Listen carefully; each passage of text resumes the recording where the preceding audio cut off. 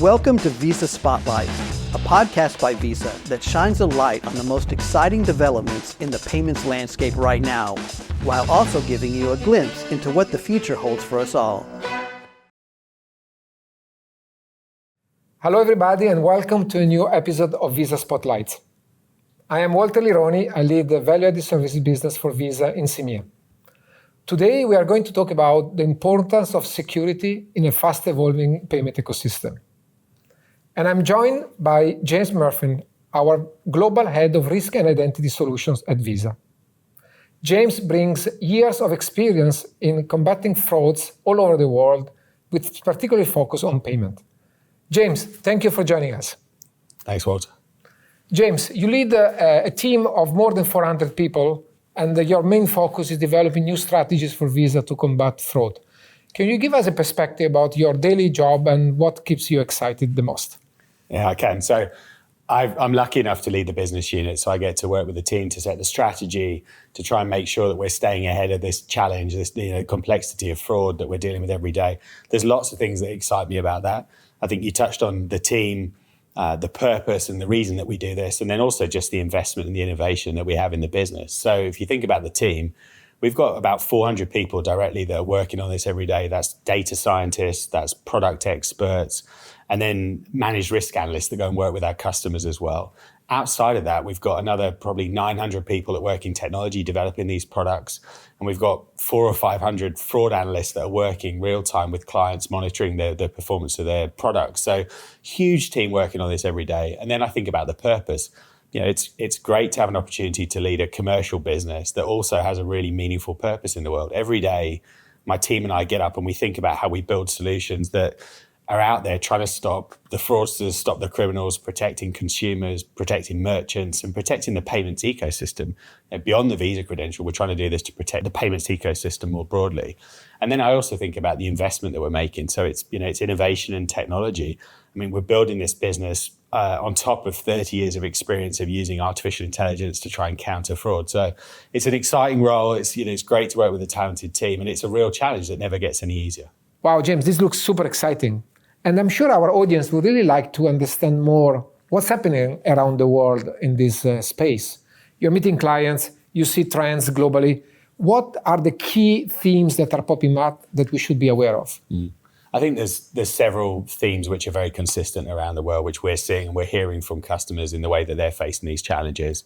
I think one's around the technology and the techniques. So a lot of what we're seeing is old techniques enabled by new technology. You know, criminals are able to get their hands on this new technology faster than the institutions that they're targeting. Things like artificial intelligence are enabling that, generative AI. So we're seeing them using things like mobile number spoofing. They're using deep fakes. We saw the example in Hong Kong not so long ago where deep fakes resulted in a loss of over $25 million. We're seeing voice cloning. So fraudsters can use technology to clone somebody's voice real time, imperceptible to the human ear. So when you think about those things together and you think about things like social engineering, it creates a huge challenge for our customers and for our partners. Scams as a result of that, again, you've got this technology being used to defraud consumers and to trick them into making payments. We're hearing about scams everywhere. I know here in CEMEA, there was a study done which said that 52% of consumers in CEMEA had experienced a scam and been a victim of it. We also think that when you look at scams, the numbers are actually underreported because there's a lot of shame that comes with being the victim of a scam. So we think that this is a huge issue. So you've got technology, you've got scams and social engineering, and we're also seeing opportunistic fraud as well. You know, people who probably didn't get up thinking about becoming a fraudster are realizing they can get away with things. So purchase return fraud. You've got people going on the dark web. If you look at some of the dark web communities that have been set up for criminals, you see them being shut down, and you'll see that like the first one had 200,000 members, the next one had 1 million members, the next one had 2 million. So people are getting involved in this stuff. And again, it makes it much harder to stay in front of it. So, global trends, they're local in the way that they get implemented, but there's a lot of things happening out there that are making it very challenging for the payments players. So one of the things we're seeing with all of those different techniques is that banks in particular need holistic solutions to try and counter those threats. Historically, a lot of them have used point solutions for different types of things. So they've used one for their card payments, they've used one for real-time money movement, they've used something else for account opening. that need for holistic solutions that can join up all the different events is really, really important. And that's something that we've been investing in here at Visa. James, since COVID, we have seen an unstoppable growth of digital commerce. Right? We have seen everybody going online. We've seen new type of seller popping up around the world. And of course, this is introducing new challenges from a payment security perspective. Right? What are the major trends that you see in this space? I think when you think about digital commerce, it's an interesting challenge because you're trying to balance allowing good customers through and making sure they have the best experience possible, whilst also trying to put in enough friction, appropriate friction, to stop the bad guys. So it's that constant challenge. Unfortunately, in e-commerce, you also don't have the ability to use the card, the chip, the cryptography that you do for physical transactions. So it's a very difficult challenge to try and overcome. I think the other thing that we're seeing is consumers assume that all digital payments are equal and that they all come with the same level of protection. And we know that's not the case. What you're used to having from a protection with your Visa credential, your Visa card, is very different from when you're making a payment in account to account. So the challenges are multiplied when you think about digital commerce. And it really requires a sort of a layered approach to protecting the transaction. And that applies to the merchant that needs to have a strong risk decisioning platform, something like Decision Manager, which we offer to merchants. It also impacts the issuers. They need to be able to make good decisions around authentication and authorization as well. But it's trying to get all those to work in harmony so you can balance and make sure that your good customers are never negatively impacted. Because the worst thing you can do is have a good customer try and do a good transaction who gets incorrectly flagged it for it being a fraudulent transaction. The chances are the next time they're going to pull out somebody else's credentials. So it's that constant balance, and it's a combination of technology, it's a combination of data, and also human expertise. And again, that's where we work with our customers to help them to optimize the different products and solutions they use to get the best outcomes for their customers. Thank you, James. You mentioned the need of providing this frictionless protection, right? To enable the right consumer experience, but at the same time to protect our consumers from frauds. Can you give us a little bit more details about what are the solutions that we are launching in markets to make sure that this type of experience is actually enabled? Yeah, so over the last 12 months, we've invested a huge amount in these new products and capabilities. And we'll always say that the Visa credential is the best way to pay and be paid. But we've taken that expertise and we've applied it to other types of payments. So we've now got our solutions which have been deployed like Visa Risk Manager for the Visa portfolios for our clients. We've now made those network agnostic so you can use them for any portfolio. And we've been able to show that the strong performance that clients have seen for their Visa transactions also apply elsewhere. So that's one example. We've also taken the expertise that we've got on the Visa network and we've applied it to real-time payments and account-to-account payments. So we launched Visa Protect for account-to-account. We're live in Argentina with Coelsa, where we run that across the entire network of payments, and we got great results. We did a pilot in the UK with PayUK, the real-time payment operator, and we were able to capture more than half the fraud that went through that network, which is incredible results. So those are two examples of where we've been investing. We're continuing to invest in AI models and new AI models that can help to identify fraudulent transactions. We've launched Visa Deep Authorization in North America, which is a deep learning model that can identify more fraud in cardinal present transactions than VAA. So we're expecting to roll that out in other markets. And other models around authentication and enumeration as well. So continuing to invest in AI and models and scores, but also in the software that our clients can use.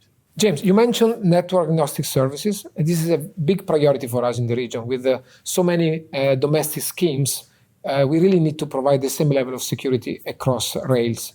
The other also need that we hear loud and clear in our region is the need to help our client to maximize the value out of this risk solution that we put out in the market. How are we helping those clients on this area? Yeah, I mean, network agnostic is a huge priority for us. I think CEMEA led the way in implementing that with a client. EMBD rolled that out, and they were able to block $45 million of fraud in the first period that we're using that product. So I think it's a great example of the real value of what we've done. But I think with any of these risk and fraud products, it's not just about giving the client the product, but it's how they use it and the way that they implement it and the way that they optimize it. And to your point, that's an area that we've spent a lot of time working with clients. We're able to go and send in our advisory colleagues that can go and work with them, that can look at their portfolio and look at their goals, because it's about optimizing for fraud and approval rates. and help them work on the rules that they put in place, look at the performance, and then adapt that over time. Because the worst thing you can do is set and forget. You need to keep on top of it. So it's that combination, again, of the products, and it's the human expertise that our teams bring to partner with our clients. And again, I would say CEMEA leads the way in those partnerships with clients today. So, James, last year only, Visa blocked more than $40 billion value in fraud, right? Can you give us some real-life example on what we did, how we made it happen? I wish it was just one thing. Accomplishing that kind of level of blocking of fraud takes a lot of different teams and technologies and capabilities. Really, it's about the combination of the investment that we've made in security and AI and technology. We've spent over $10 billion in the last 5 years in that area and security. It's then the teams that we have that use those tools and that actually protect at a network level as well as the products that our clients use. So a good example I'd share is enumeration. Enumeration has been a challenge for the industry for a long time. Criminals testing card numbers and trying to get good compromised credentials that they can use for fraud. We have teams at the network level in the payment fraud disruption team that monitor the network level for attacks from an enumeration perspective. We also have customers, though, that need to then have more granular control. So we've been investing in capabilities. We've launched Visa Account Attack Intelligence, which is a score that gives an indication of likely enumeration. So I think that's an example of where we see patterns at a network level, we build capabilities, we then enhance those to take them down to a client level, and we give them more granular controls. So it's just very much a layered approach to the challenge. I think we're investing constantly in the technology, the tools, and the people to help try and keep the ecosystem safe. And the thing in this space is you can't stand still. So that investment never ends, and we have to keep up with it, and we have to stay a step ahead of the bad guys. James, before we wrap up, what are the 3 call to action for our clients, for our partners? Yeah, so I think one is about trust. As a provider of payment services to your customers, it's all about instilling trust. You want their trust and their confidence, but you can't do that alone. So it's about working with the right partners and collaborating. You can't stay ahead of fraud just as an individual institution. The industry needs to work together, and that includes working with Visa. So I think that's very important. The second one is exactly about that, working with Visa. If you're a financial institution or you're a merchant and you're facing new threats in your business, talk to Visa. You might not assume that we're working on those solutions or that we've got capabilities that can help you, but the reality is we probably do. And as we've shared, we're going way beyond just the Visa credentials. So talk to Visa. The third thing is there's no magic bullet or silver bullet to fight fraud. It's about layering together different capabilities. And for us, that's about investing in AI and machine learning. It's about innovating and investing in technology. And it's about the human expertise that brings that together. I talked earlier about the fact we've got nearly 2,000 people that wake up every day thinking about this problem. And we're thinking about it to protect you, our customers. So engage with us. We're here to help. Thank you, James, for being with us. It's clear that Visa is at the forefront of payment innovation in the security space. Stay tuned. More Visa Spotlight episodes coming soon. Thank you.